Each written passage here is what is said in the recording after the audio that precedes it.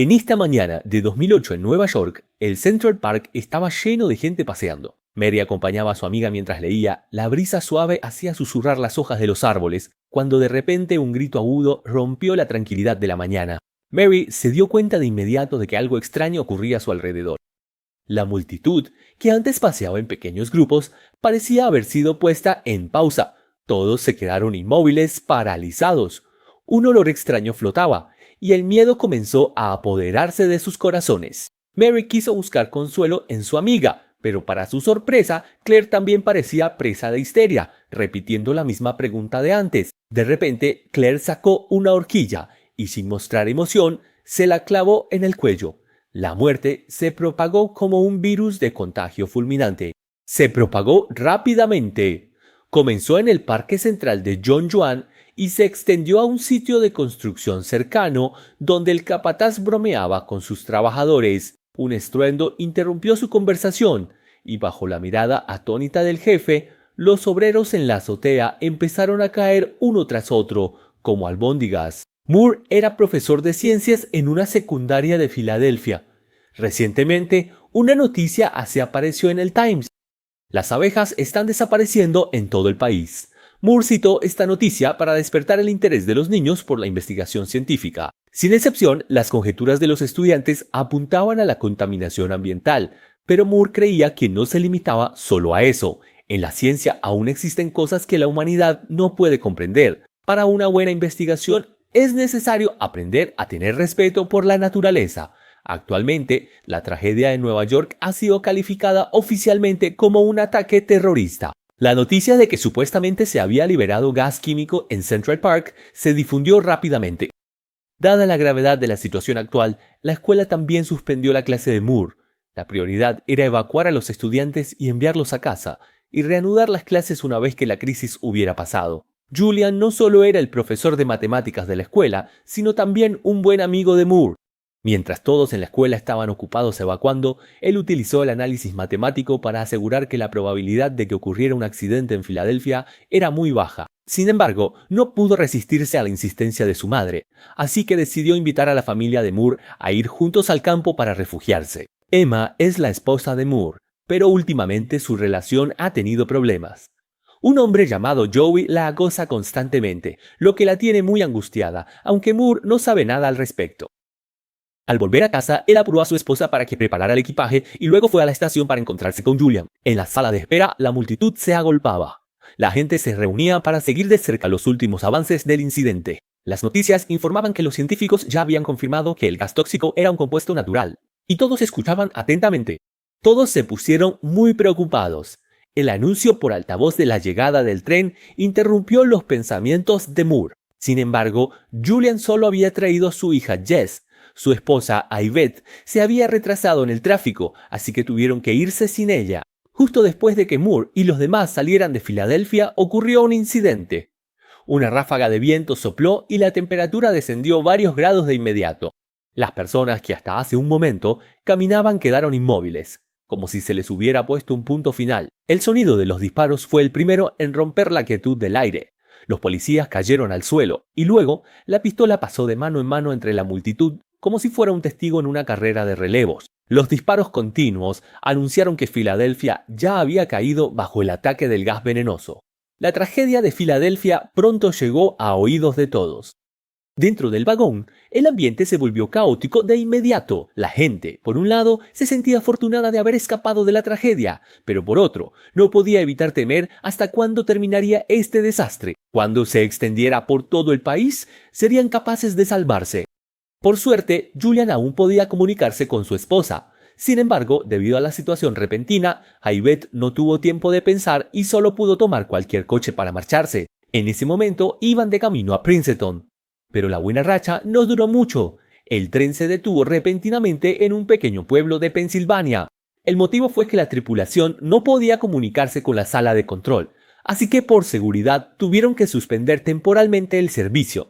Así, todos los pasajeros quedaron atrapados en ese pequeño lugar. Mientras tanto, los pasajeros descansaban en un restaurante y Moore se ocupaba de animar a Jess. De repente, una persona se acercó a conversar. La situación en Filadelfia empeoraba. El gas tóxico ya no se limitaba a los parques, sino que se expandía. Un cuidador de animales incluso se ofreció como alimento para la manada de leones. Las heridas sangrientas en pantalla impactaron a todos. Las últimas noticias oficiales indicaban que, según informes de la ciudad, esto no era un ataque terrorista. Nadie sabía qué era este desastre, pero arrasó toda la región noreste. Este pequeño pueblo estaba justo en el centro de la tormenta. Los pasajeros se inquietaron. Quedarse allí era esperar la muerte. Todos salieron corriendo en diferentes direcciones como aves y bestias asustadas. Moore esperaba que alguien de buen corazón lo llevara consigo para huir. Sin embargo, ante el desastre, la gente solo pensaba en salvarse a sí misma sin preocuparse por los demás. Schinger tuvo la suerte de encontrar a una pareja amable dispuesta a ayudar a Moore, pero Julian, preocupado por la seguridad de su esposa, decidió tomar otro coche hacia Princeton. Antes de irse, le confió su hijo a Moore, con una mirada llena de pesar. El conductor sintió que se acercaba una despedida. La pareja administraba un vivero. Planeaban regresar a casa por sus pertenencias antes de huir. Moore no tuvo objeciones. Mientras admiraba las plantas, Thoman, el esposo, apareció.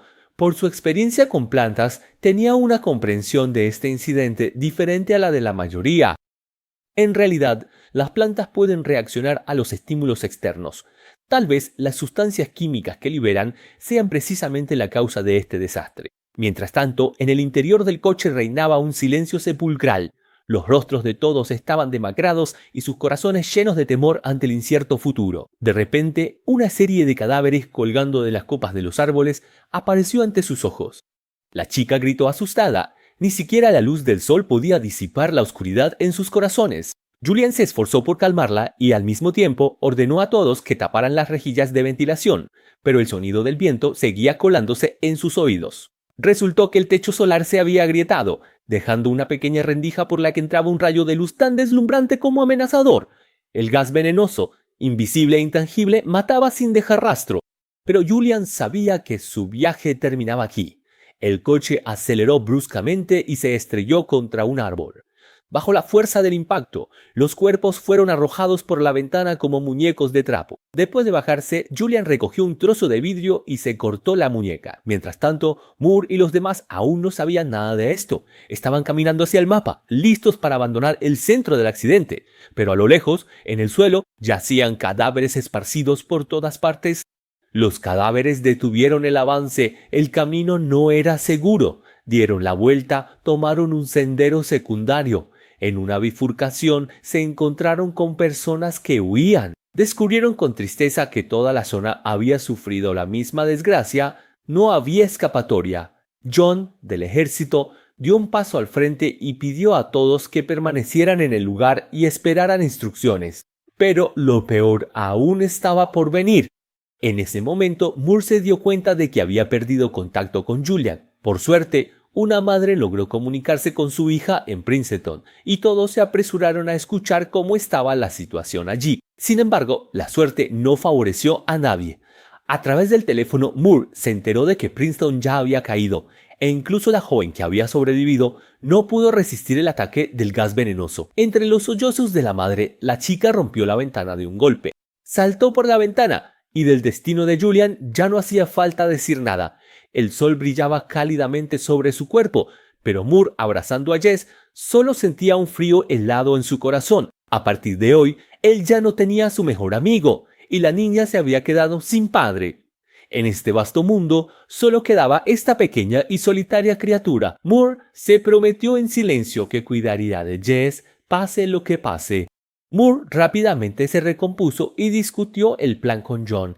Decidieron dividirse en dos grupos y dirigirse al oeste, huyendo hacia el condado de Arlen, un lugar deshabitado que tal vez fuera una zona segura. Sin embargo, debido a lo remoto del lugar, alrededor del condado de Arlen solo había desierto, por lo que todos tuvieron que abandonar los vehículos y continuar a pie. Moore llevó a un pequeño grupo y partió en el segundo grupo. En este momento crítico, Emma también decidió dejar de ocultar la verdad. Le confesó a Moore que había tenido una relación cercana con Joey, pero que pronto la terminó por iniciativa propia. Sin embargo, desde entonces Joey no había dejado de acosarla. Moore se sorprendió mucho al escuchar esto. Nunca se había dado cuenta de lo sucedido. John iba al frente con la mayoría del grupo, avanzando a pie por el campo, cuando de repente el viento comenzó a soplar con fuerza. Las olas del destino se superponían, rugiendo, y una inquietud se apoderó del corazón de Toman. Ya era tarde, la gente se detuvo y de repente gritos desgarradores estallaron en sus oídos. John gritó una consigna y sacó su pistola. Disparos, uno tras otro, llegaron a los oídos de Moore y los demás, sintiendo como si hubieran caído en un pozo de hielo. Sin embargo, el gas venenoso continuó extendiéndose. Moore recordó la deducción de Toman: la humanidad provocó a las plantas. Esto hacía que las plantas liberaran gases tóxicos, y el viento fuerte dispersaba ese veneno. Moore comprendió que, para sobrevivir, debían correr delante del viento. Apenas terminó de hablar, la llanura, antes tranquila, de repente se volvió inquieta. Moore tuvo una idea y les indicó a todos que se separaran y actuaran por su cuenta. El viento de la montaña agitaba las olas de hierba que rodaban desde el río a lo lejos. Ellos golpeaban ramas y hojas, levantando un aullido quejumbroso como la muerte misma, siguiéndolos como una sombra. ¿Cómo podrían las piernas humanas correr más rápido que el viento? Los de Moore fueron alcanzados. Sin embargo, cuando el viento pasó, todos salieron ilesos. Moore supuso que esto podría estar relacionado con la cantidad de personas. Menos gente, menor estimulación para las plantas. Pero el peligro no se había resuelto. Val y los demás necesitaban escapar de este lugar donde la muerte había descendido. Se escondieron en una villa y encontraron el mapa en la biblioteca. Al recordar el reciente encuentro, Moore comprendió que debían huir a un lugar deshabitado como el condado de Alun para tener una mínima posibilidad de sobrevivir. Lo curioso es que todos los objetos dentro de esta villa eran juguetes de imitación, como si se tratara de un castillo de cuento de hadas, completamente fuera de lugar respecto a la realidad. No pudieron obtener ningún tipo de provisiones allí. Así que una vez que todos estuvieron listos, reanudaron su huida. Sin embargo, antes de que Moore y los demás pudieran alejarse, se dieron cuenta de que un gran grupo de tropas se acercaba a la villa. Al ver a la multitud bulliciosa, Moore se sintió muy impotente. Eran demasiados y el peligro estaba muy cerca. Como era de esperarse, al segundo siguiente, un hombre encendió una cortadora de césped y luego se tumbó tranquilamente, convirtiéndose en una nube de sangre bajo las afiladas cuchillas. Sin embargo, Jess no era más que una niña de 8 años y tras tanto correr todo el día, pronto agotó sus fuerzas. Tenían que detenerse temporalmente para buscar algo de comida y que Jess pudiera recuperar energías. Moore llamó a la ventana de una casa al borde del camino. Las puertas y ventanas estaban selladas con tablones y dentro de la casa no hubo respuesta. Parecía una vivienda abandonada, pero a través de la ventana una sombra oscura se movía. Moore declaró sus intenciones, pero la persona dentro temía gas venenoso, se negó a ayudar y les ordenó marcharse. Esta escena, presenciada por los niños, despertó su sentido de la justicia. ¿Cómo puedes atreverte a no ayudar en un momento tan crítico entre la vida y la muerte? Además, solo estaban pidiendo un poco de comida para los niños. Ignoraron la oposición de Moore y decididos rompieron la ventana para entrar. Al instante, el cañón de un arma asomó silenciosamente, arrebatándoles la vida a ambos. La nieve estalló. Estos jóvenes no murieron por gas venenoso, sino bajo la escopeta de un compatriota. El aire estaba impregnado de un olor acre, una mezcla de pólvora y sangre que revolvía el estómago de todos los presentes. Moore estaba profundamente afligido. Se preguntaba si, de haber sido más firme al intentar detenerlos, la tragedia podría haberse evitado. Sin embargo, no era momento para lamentarse. Tropezando, huyeron hacia el vasto mundo exterior, donde el sol brillante los deslumbraba hasta casi hacerlos perder el sentido. En un mundo tan grande, donde podrían encontrar un refugio seguro. Mientras tanto, los supervivientes del noreste se escondían en sus casas, sin atreverse a moverse. Sus pensamientos eran caóticos, sus mentes llenas de incontables fantasías aterradoras, luchando en vano por escapar de ellas.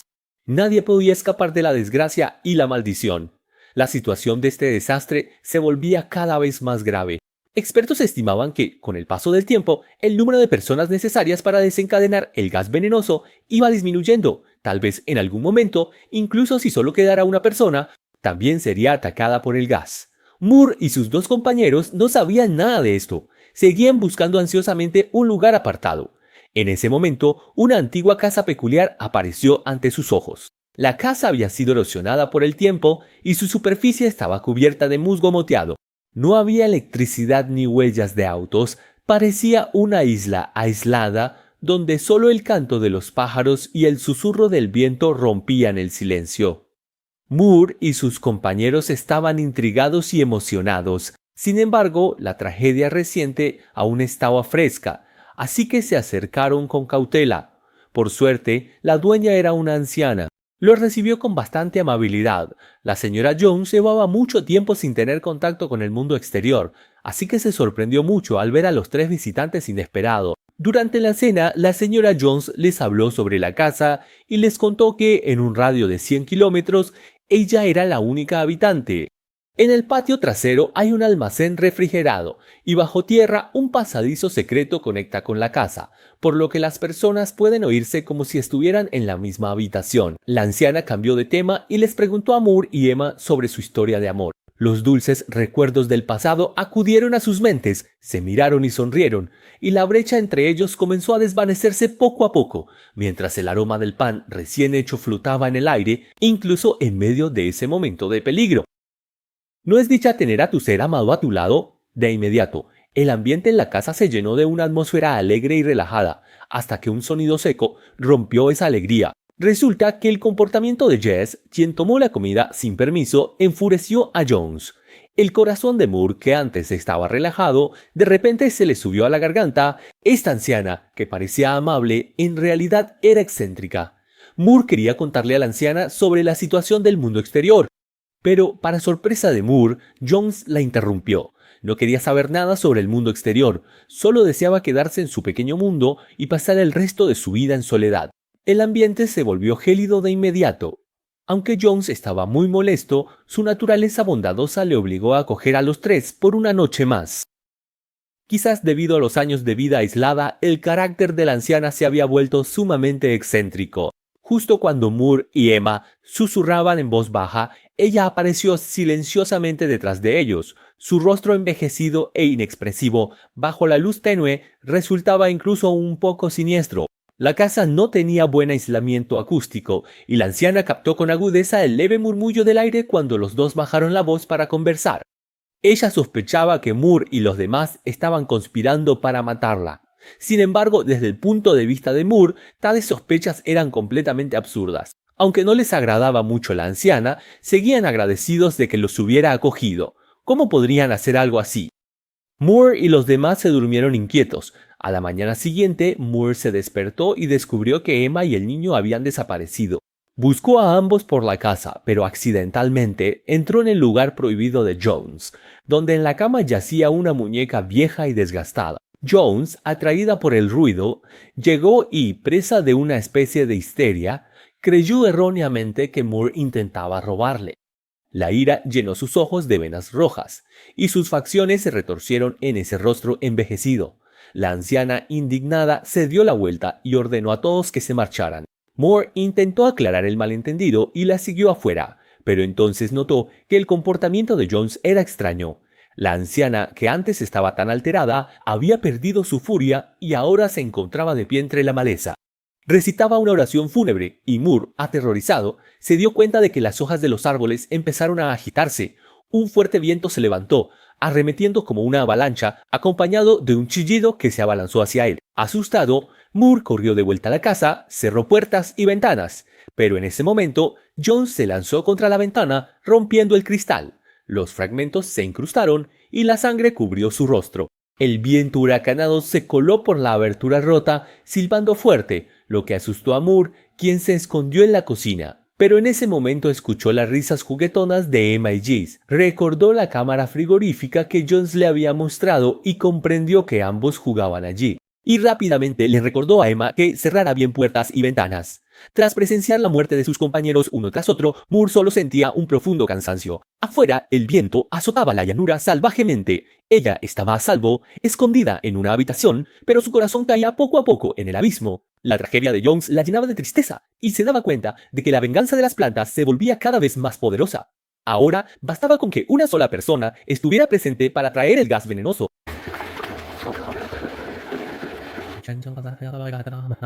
La idea de acercarse a la muerte, evocando paisajes sombríos y desvaídos, hizo que Moore sintiera desesperación. Por suerte, aún tenía la voz de Emma como consuelo. Ambas dejaron rencores y se confesaron su amor. Fricciones y barreras desaparecieron, arrastradas por el viento tempestuoso. En este final apocalíptico, Moore solo quería estar al lado de Emma. Ignorando sus intentos por detenerlo, salió con determinación.